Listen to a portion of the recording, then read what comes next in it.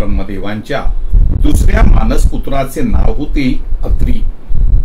जितक्रोध जितेंद्रिय अत्री ऋषींनी हिमालयावर प्रखर तप केले. त्यांच्या नवविधा भक्तीने प्रसन्न होऊन परमात्म्याने त्यांना त्रिमूर्ती स्वरूपात दर्शन दिले. निरीच्छा असूनही वडिलांच्या आज्ञेला मान देऊन अत्री ऋषींनी कदर्म ऋषींच्या अनसूया नावाच्या सर्वांग सुंदर द्वितीय कन्येशी विवाह केला. हे त्यांचे निवासस्थान असलेले अनसूया शिखर. महासती अनसूयेचे अतिथी इच्छा भोजनाचे व्रत प्रख्यात होते. अतिथी पूजेचे व्रत घेतलेल्या धार्मिक वृत्तीच्या अनसूयेच्या आश्रमातून स्वप्नातही अतिथी विन्मुख होऊन परत गेला नाही. या भूतलावर काया वाचा आणि मनाने पातिव्रत्य धर्माचे काटेकोर पालन करणारी सती अनसूया श्रेष्ठ पतिव्रता होती. तिच्या या पातिव्रत्याच्या प्रसिद्धीमुळे मत्सराने ग्रासलेल्या सावित्री, लक्ष्मी आणि पार्वती या तिघींनीही आपापल्या पतिराजांना महासती अनसूयेचे सत्व भंग करण्यासाठी पाठविले. ब्राह्मणाच्या वेशात अतिथी म्हणून आलेल्या विधी, हरी आणि हर या तीनही श्रेष्ठ देवतांनी महासती अनसूयेला नग्न होऊन भिक्षा वाढण्याची इच्छा प्रकट केली. परंतु झाले उलटेच. पातिव्रत्याच्या तेजाने या तिघांचे बालकात रूपांतर झाले. शेवटी आपल्याला वैधव्य येऊ नये यासाठी गर्वहरण झालेल्या तिन्ही देवी महासती अनसूयेकडे आल्या आणि महासती अनसूयेनेच पातिव्रत्याच्या सामर्थ्याने त्या तिघींच्या पतींना मूळ स्वरूप प्रदान केले. महासती अनसूयेच्या गावात कौशिक नावाचा एक सदैव वेश्यांमध्ये रत असणारा ब्राह्मण होता. कालांतराने त्याला कुष्ठरोग झाला आणि त्यामुळे नाईलाजाने तो आपल्या घरी परत आला. त्याची पत्नी पतिव्रता होती.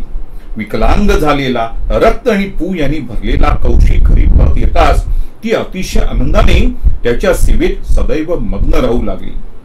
परंतु जित्याची खोड मेल्याशिवाय थोडी जाणार. एकदा कौशिकाच्या घरासमोरून एक वेश्या त्याला नेत्र कटाक्षाने घायाळ करून गेली. झालं. कौशिकाने ती वेश्या न मिळाल्यास प्राण देण्याची धमकी आपल्या पत्नीला दिली. शेवटी पतिव्रता असती.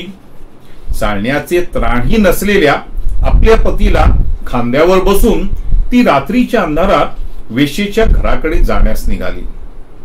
नेमके त्याच रात्री त्या राज्यातील सैनिकांनी नजर चुकीने चोर समजून मांडव्य नावाच्या एका थोर ऋषींना सुळावर चढविले होते. दुर्दैवाने खांद्यावर बसलेल्या कौशिकाचा धक्का या मांडव्य ऋषींना बसला. वेदनेने कळवळलेल्या मांडव्याने शाप दिला की ज्याने मला धक्का दिला तो उद्या सूर्योदयाला मरण पावेल. पतीशिवाय पतिव्रता राहू शकत नसल्याने कौशिक पत्नीने सूर्याला उगवलास तर भस्म होशील असा उलटा शाप दिला. पतिव्रतेच्या शापाला घाबरून सूर्याने उगवणे बंद केले. सगळीकडे अंधकार पसरला. पशु पक्षी मनुष्य प्राणी गडबडले. ब्राह्मणांचे त्रिकाल संध्यावंदन यज्ञ याग सर्व थांबले. देवांची उपासमार सुरू झाली. कारण न कळल्यामुळे त्रस्त झालेले देव 10व्या दिवशी ब्रह्मदेवांकडे गेले. ब्रह्मदेव म्हणाले, मांडव्य ऋषी आणि पतिव्रता या दोघांचाही शाप दारुण आहे आणि त्यावर उपाय शोधणे माझ्या सकट सर्व देवांनाही अशक्य आहे. जशा सूर्यासमोर पणत्या तशा महासती अनसूयेपुढे इतर पतिव्रतांचे समूह असल्याने आपण सर्व तिच्याकडेच जाऊया. तीच यातून काहीतरी मार्ग काढेल. ब्रह्मदेवांसकट अन्य देवांना आपल्याकडे आलेले बघून महासती अनसूया हरकून गेली. तिने कौशिक पत्नीला नुसताच सूर्याचा शाप मागे घ्यायला लावला नाही तर आपल्या पातिव्रत्याच्या तेजाने मांडव्य ऋषींचा शाप भंग करून कौशिकाला निरोगी करून पुनर्जन्म दिला. देवादिकांनाही दुर्लभ असलेली कार्य केल्याने सती अनसूयेला यावत जीव पतियोग ब्रह्मा विष्णू आणि त्रिनेत्र असे पुत्र होण्याचा वर मिळाला. वराप्रमाणे त्रिमूर्ती महासती अनुसूयेच्या उदरी गर्भरूपाने वाढू लागली.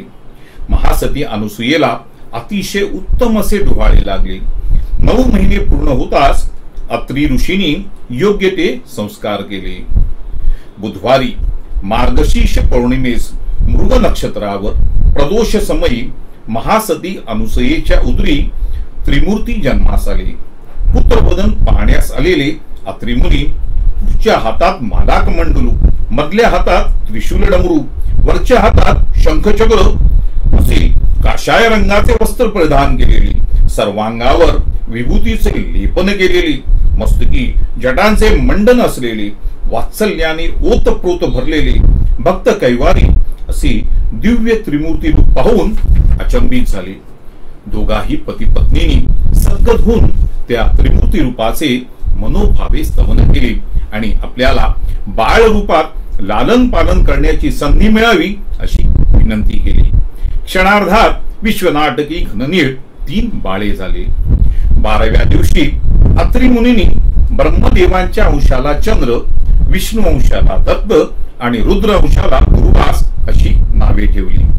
बघा काय आश्चर्य! त्रैलोक्याचे पालक भूक लागली म्हणून महासती अनुसूयेकडे रडून आक्रंदून शोक करीत.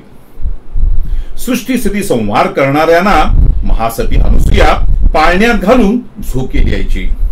चंद्राने नभोमंडळी तर दुर्वासाने तपश्चर्येसाठी प्रयाण केले. परंतु श्री दत्तानी मात्र याच ठिकाणी महासती अनुसूयेच्या स्तनपान पाजण्याच्या, बोबड्या बोल्याने मुग्ध चेष्टा करून घेण्याच्या, अडखळत आईच्या साह्याने चालण्याच्या, दुडदुड धावण्याच्या, लहान मुलात खेळात रंगून आईला सतत हाका मारत लावण्याच्या, कडेवर बसून भरवण्याच्या, आंघोळ झाल्यानंतर मातीत अंग माखून आईला त्रास देण्याच्या बाळलीला करून दाखविल्यामुळे आणि विधी हरिहरांची आई झाल्यामुळे या क्षेत्राचे नाव पडले मातापूर. हेच ते माहूर गडावरील अत्युच्च शिखर असलेले महासती अनसूया शिखर. या सर्व कथांचे ग्रंथकार आहेत श्रीमद परमहंस परिव्राजकाचार्य श्री वासुदेवानंद सरस्वती अर्थात टेंबे स्वामी महाराज आणि त्यांच्या ग्रंथाचे नाव आहे श्री दत्त महात्म्य.